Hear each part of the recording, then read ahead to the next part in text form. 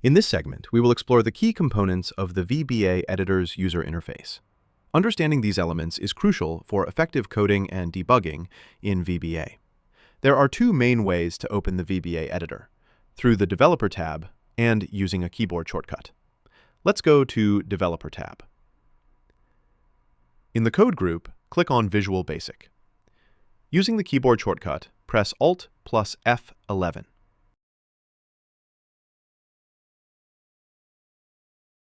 When you open the VBA Editor, you'll see several important windows: Projects, Properties, Locals, Immediate, and Watch.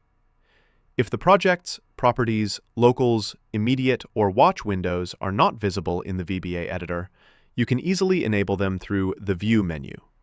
Let's start with the Projects window. The Projects window. This window displays all open VBA projects and their components.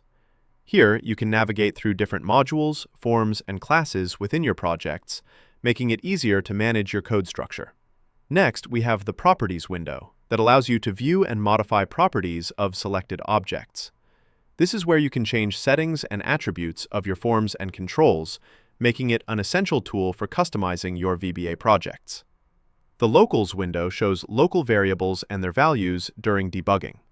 This is particularly useful for tracking the state of your variables as you step through your code, helping you identify and fix issues.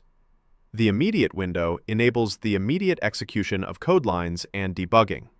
You can test snippets of code, run commands, and evaluate expressions on the fly, making it a powerful tool for quick testing and troubleshooting.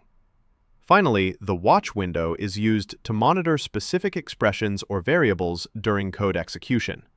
By setting watches, you can keep an eye on critical variables and their changes, which is useful for in-depth debugging.